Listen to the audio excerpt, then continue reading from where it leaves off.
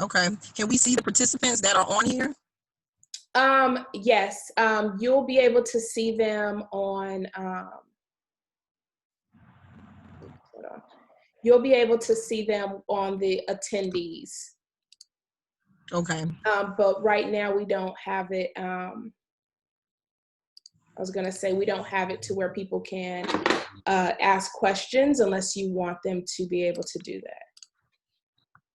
Yes, I want them to be able to go on and ask questions. I see down at the bottom it has like participants or whatever. Right. And we haven't done anything right now because we're still preparing, but we can definitely do that. Okay, and so now what is going on with this live?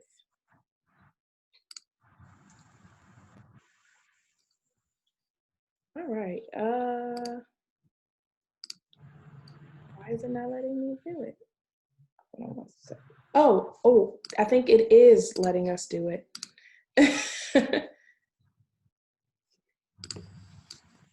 All right. Let's go live on Facebook. We're gonna do it to the Culturist Union. All right, and we are recording, and in 2 seconds we will be live. Ooh, Okay. a lot of people waiting.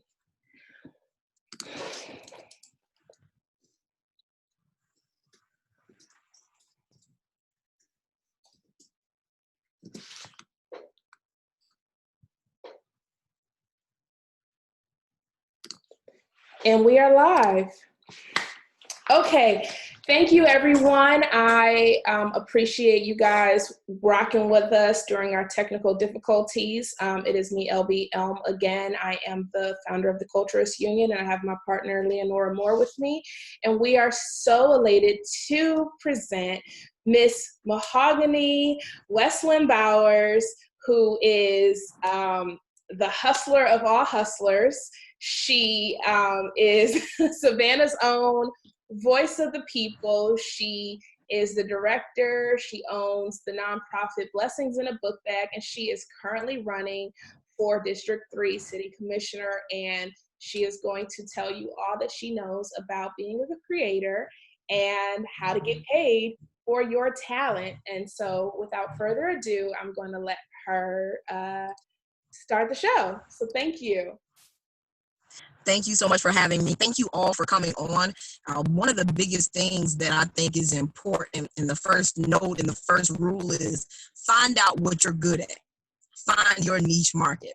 I know for me, growing up, my father would always tell me, he said, you see these 5 hands? He said, these 5 fingers on this one hand can't do anything without this thumb. Find your niche market. Whatever you're good at, there might be a lot of people who are good at that too. But what you're the best at, they can't do anything without this one thumb. Find out what it is that you are good at. For me, I never chose radio. I did radio for 11 years. Radio chose me. I thank God that it did because it allowed me a platform for me to be able to get out the things that I was passionate about. I wasn't passionate about radio. I was passionate about people in community.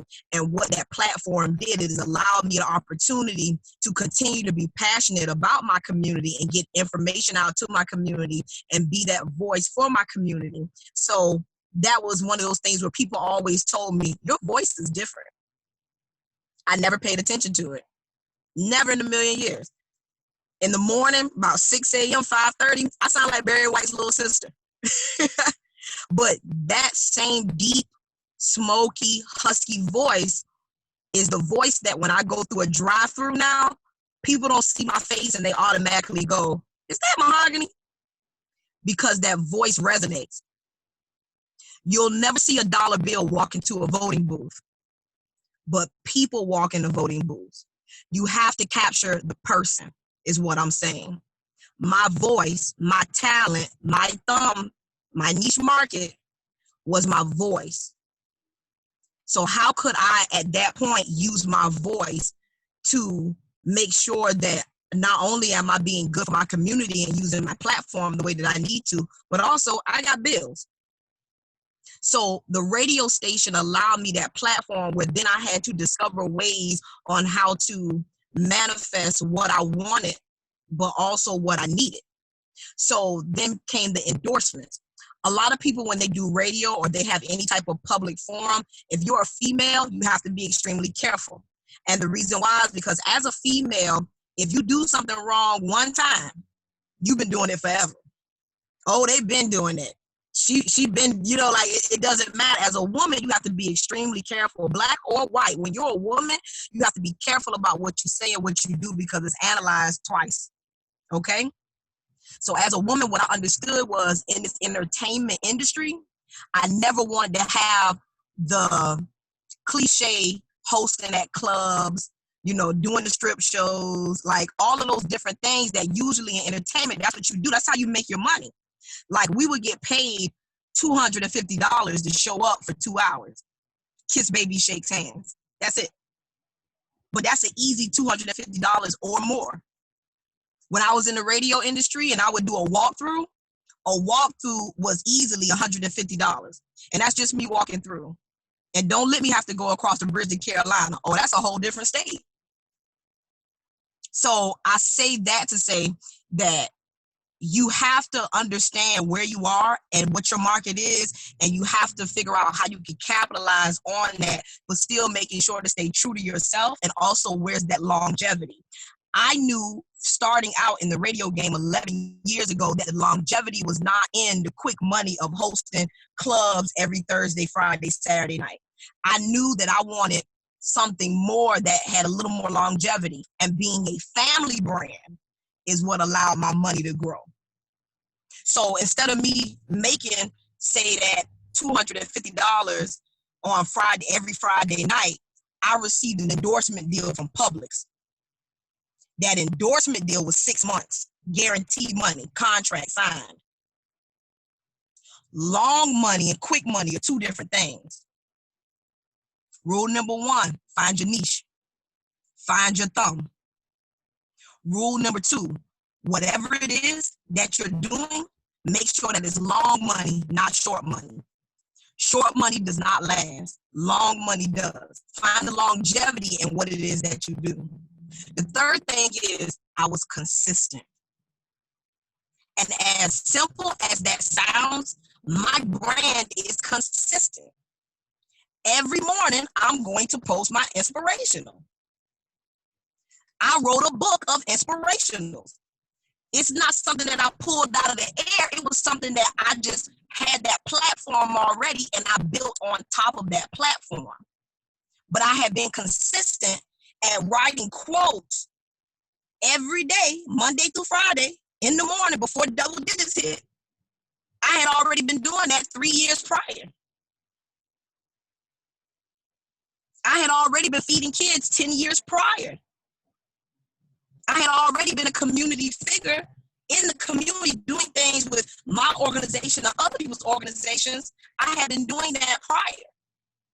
Be consistent at whatever it is that you're doing. A lot of people feel like, well, I do a little bit of this and I do a little bit of that. Listen, if you're trying to build a brand, you have to be consistent. You don't ever see that Nike check look any different than what it is. A Nike check is always intact. It's always the same. They might put stuff around the Nike check, but that Nike check is going to always be the Nike check no matter where it is, because it's a brand and it's consistent. Now, I will say this, as a woman, it is always difficult. As an African-American woman, it's definitely difficult because you have to sometimes put people in check about your brand. And that's in business and also in personal.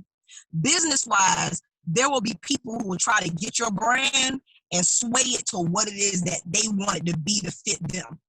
Perfect example, Blessings in a Book Bag is a 501c3 nonprofit. Now, everybody knows that in order to do certain events, sometimes you need a 501c3 nonprofit to, say, get an alcohol license, or, for people who want to donate big dollars, that's a tax write-off. And that's all a good thing.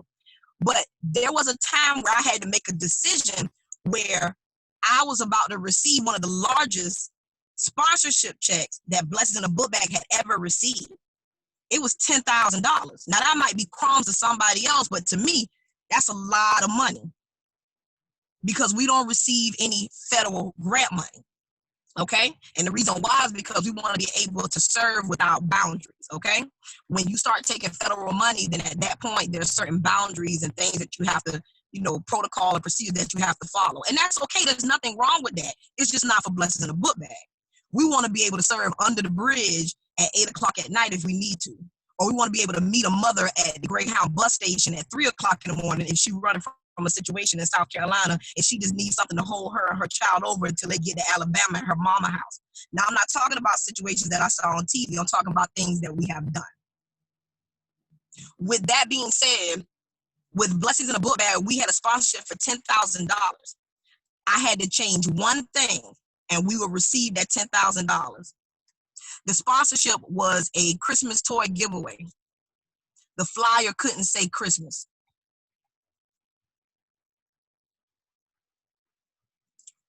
That was not a difficult decision for me to make, but it was because it's the first time that my character was tested. $10,000, all you have to do is take Christ out of Christmas. I refuse to deny him. That's my personal thing, right? I'm not saying that it would be wrong if anybody else did it. But for me, if I was going to have a Christmas giveaway and it was the Christmas giveaway for the past 5 years, it will continue to be the Christmas giveaway. Because I'm not going to sway my beliefs, the organization's beliefs, based off of something like that. $10,000 gone just like that. They said, okay, no problem. Let us know when you have future events. Be consistent. No matter what, be consistent. There will be people who try to test your brand. If you break and you bend one time, get ready to break and bend for the rest of your life. The other thing is you will have personal relationships where you will be tested as well, not just corporate. You will have people who are your friends. You've been knowing them forever, and they want to do something for your organization. Great, let's do it. But they want it to be what they want it to be. If I service women and children, that means that you can't have Budweiser all over the front of the tables or whatever, because see, I service women and children. I'm not saying anything's wrong with drinking. I drink. What I am saying, though, is that Blessings in a Book Bag is a brand, and I can't allow for something that you felt was a good time and that we were going to raise $500 for. That was more important than the image that Blessings in a Book Bag already had. Perception is reality in America. Sad, but true. So with that being said, you don't want to put your brand and your image at risk because your friend, a personal relationship, you don't want it to go sour. I made up my mind a long time ago. Do I want to be respected or do I want to be liked? I prefer to be respected. So sometimes that causes heavy situations that happen. And that's okay because that's life. But Blessings in a Book Bag is my baby. That's my baby that I got out of the dirt. And if you have a child, that means that you're willing to go through the fire for your child, which I am.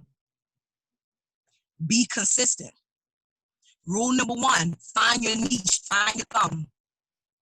Rule number 2, make sure that you capitalize off of whatever that is that you're good at. Find a way to capitalize off of that. 3, be consistent. 4, don't allow anything to tarnish your brand. That's a personal relationship, and that's also a corporate relationship, business-wise.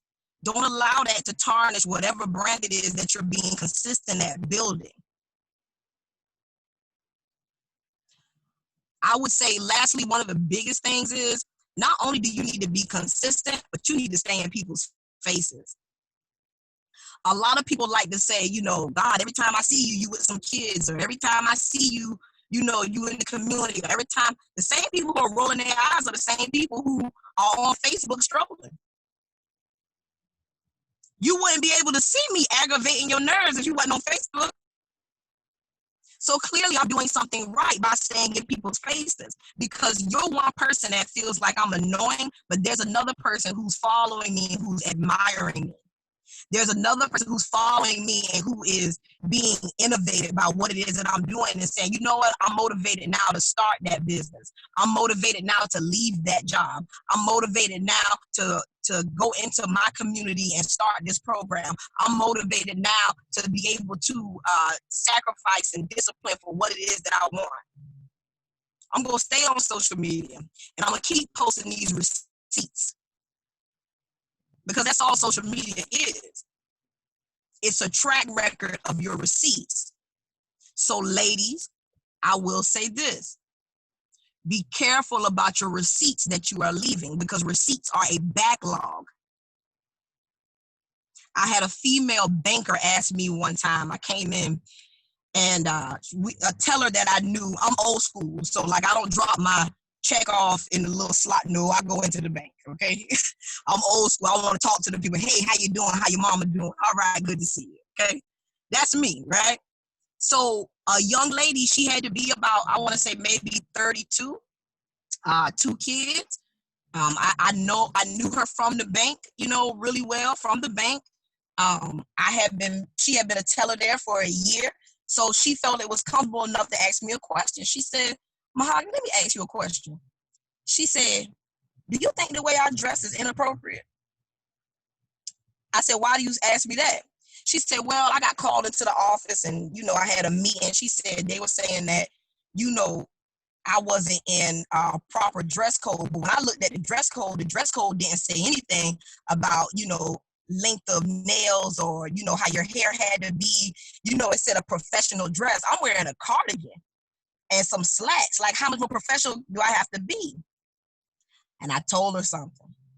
I said, now, you asking me a question or you making a statement? She said, I'm asking you a question. I said, your cardigan button is about to bust in two. And you don't have an undershirt on up under it. That way you can open up the cardigan flaps and let it open so I can see your breast.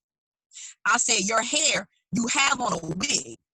I said, that wig is as big as Dolly Parton's hair and it's just as long. I said, your nails are not health code length. I work in hospitality. My job I started a new career after leaving radio with my business called Next Level Signature Services. So we have contracts with different businesses and organizations throughout the city. And sometimes I'm dealing in hotels as well as restaurants, and I'm in kitchens, which means I have to stay up on health code violations, what it is that the CCD requires, all these different things, because I need to make sure that my kitchen staff and also my front of the house staff is following proper protocol and procedure. That way, when health code inspectors come by, we're always in tip-top shape. That's a part of my job with Next Level Signature Services and dealing with HR.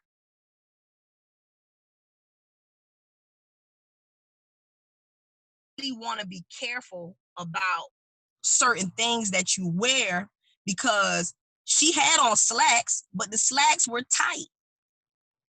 I could see the print of her underwear. The cardigan was a nice cardigan, but you could see through it, where you could see the cleavage as well as her bra. Her hair was a wig, and the wig was huge. And also her nails were extremely long, and they were lime green and orange. And then she just looked at me. I said, where your phone at? She said, it's right here. I said, what's your last 3 posts on your phone? She went back to her phone and she pulled it up. One of them was a picture of her like this. Another one was another picture of her going like this. And I can't remember what the third one was, because by the time we got to the third one, she was shocked herself.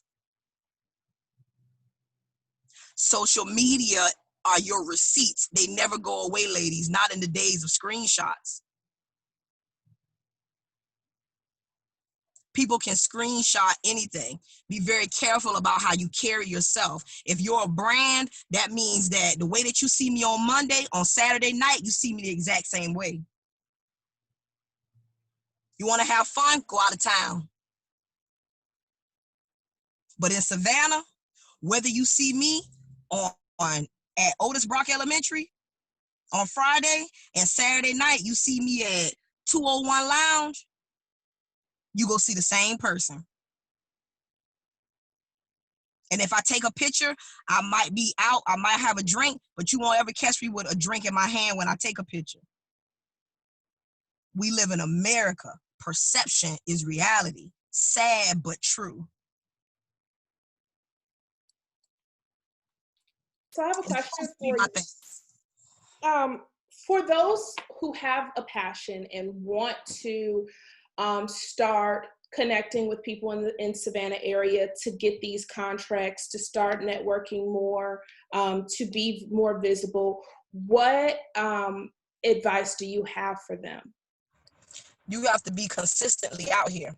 So one of the things that I see people do all the time, and I think people don't understand, is Savannah is a place unto itself. And what I mean by that is, if you're a northerner or somebody from someplace else besides Savannah, and you come to Savannah, you are not going to be able to come in and do something for 90 days. I don't care if you do it for 90 days consistently and say, but I've been doing the work. Savannah is a beast unto itself. We need to know your receipts. So we need to see that consistency. We need to see the people who you're friends with. We need to see the people who you're around, because you might be a good person, but the people who you hang around. Sometimes people are guilty by association. So in Savannah, you have to be very careful, because there are people who want to do things with you, but they may not be able to do those things with you because you bubbling with somebody else. They saw a picture that you posted with somebody else. I'm very particular about my brand. So particular that some people don't like it. Like I said before, I made a choice a long time ago to be respected and not liked. You have to be very careful when you're trying to build a brand about what is around your brand. How many times have you seen in presidential races and even with Starbucks, when that whole race thing, fell out, they immediately fired that person and said, we have nothing to do with that person. Those are not our views. It's the exact same thing when you take a picture with somebody, you put it on Facebook. That person has to be tested first, tried and true. So be very careful when you're trying to break into the market. You have to be consistent longer. 90 days is not going to cut it. And also, you have to make sure that you're around the right people and people are seeing you around the right people who look like they're about what it is that you're about. If you're passionate about children, we expect for you to be around other people who are passionate about children. Birds of a feather flock together. Absolutely. And then I think that is so true. Just from someone who is not a native Savannah, I recognize that it was like I have to work harder and get to know more people and get the clout of other people like yourself, like Mia Mance, like Jen Bonet, these people who are here doing the work saying, okay, we can rock with her because she knows, because she's doing the work. There was Exactly. a question that I got text just now that said, what about building confidence? How do I build confidence? I'm reading. How do I build confidence to negotiate my worth when I'm selling art or jewelry or candles or anything else? So this is actually funny because I had a lesson that I had to learn because I just started. I'm usually the person who sets up venues for vendors. I've been doing that for 10 years. But now I'm a vendor because I started my own jewelry line called the Mahogany B Collection. And vending is not for the weak at heart. So shouts out to people who vend, okay? Because you got to hustle. You got to grind. You know what I mean? You have to prove to that person in that slick amount of time that you need this product, you want this product, okay? So competition is high as it pertains to vending. I say that to say, when you know what your product or your service is worth, stick to it.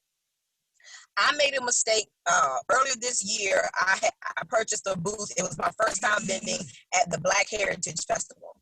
So, man, everything was great. You know, I'm at the Black Heritage Festival. I'm right here with my marketers. People are, wanting to buy my stuff. It's going great. And I had a woman who walked up to me and she said she had a boyfriend with her. Both of them reeked of alcohol. Okay. So she was like, oh my God, I love this piece, this necklace. She was like, and she looked at her boyfriend and she said, I gotta have it. And he just looked back at her like, whatever, So she's standing there holding the piece. I'm like, would you like to try it on? She's like, yes. So I put it on her, gave her the mirror. She tried it on. Now, mind you, the piece was $60. That's how much the piece was. It was $60. At that point, she looked back at him. She said, I just gotta have it. I gotta have it. And he didn't say anything. He just looked at her. So she was like, how low are you willing to go? I said, well, ma'am, I said, the piece is $60. How low are you willing to go? I said, the piece is $60, ma'am. So she looked back at him. This is like 5 minutes, like, of her being like, I just gotta have it. So because I service women and children, and that's what Blessings in a Book Bag is all about, I took off my Mahogany bead collection hat and my Blessings in a Book Bag hat came on because that's a woman and that's what I service. So the fourth time she asked, I said, well, ma'am, the piece is $60. I said, but I'll do it for $50. She said, can you do it for $45? I said, no, I can do it for $50. She said, okay, so to add insult to injury, two people reeking of alcohol, never judge books by their cover. Guess what she pulled out of her purse for me to, yeah. She gave me $120, $100 bill and a $20 bill because she wanted change for the 20. I smiled and I said, no problem. And I gave it to her. You know why? Because I take all my licks. I'm a big girl. I take all my licks. That was a lick. That was a learning lesson. You got me. You won't get me again. That was the first day, $10 lesson. Your price is your price. And you need to look like your brand and you need to stand like your brand. If you stand behind your table and expect money to come to you, you got another thing coming. I always stand in front of my table, on the side of my table, and I walk my aisle. Because I look like my brand.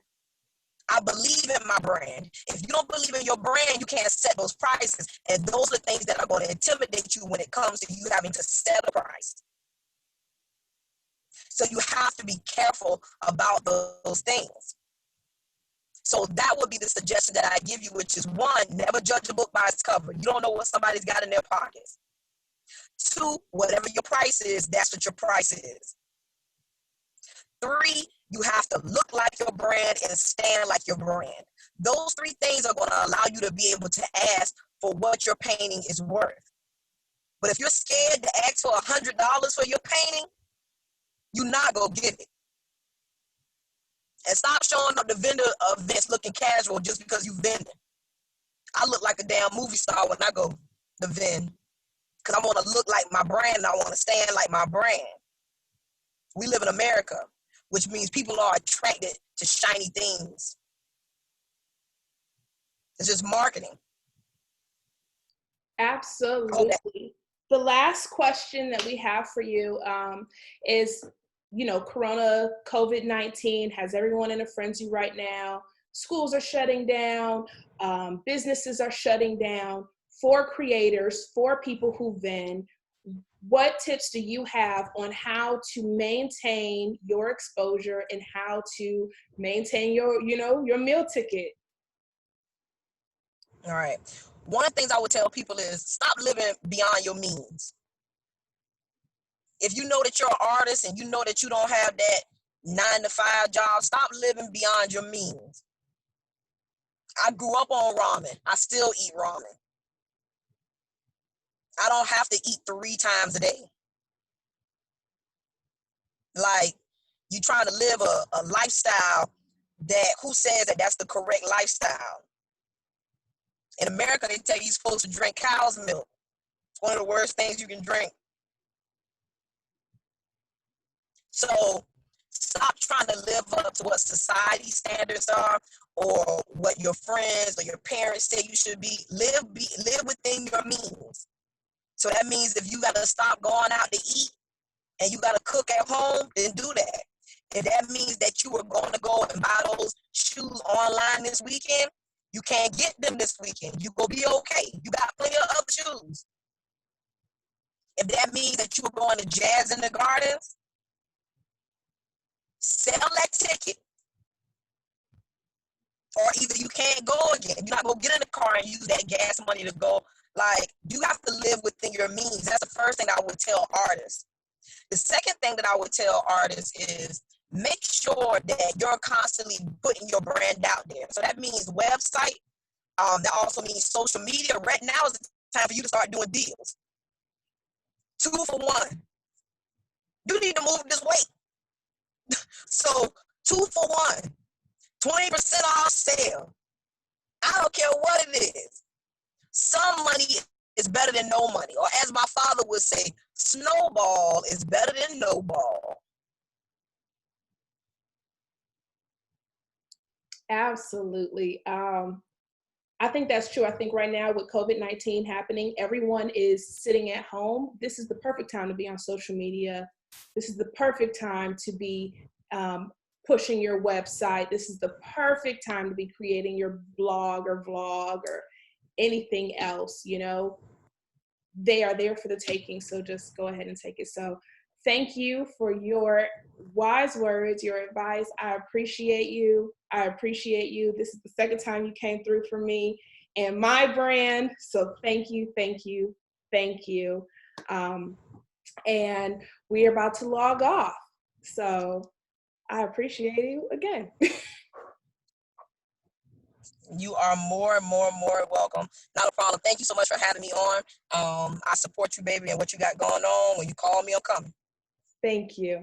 All right, you guys, we will be back at 2:15 for Startup Advice led by yours truly. So have a good one.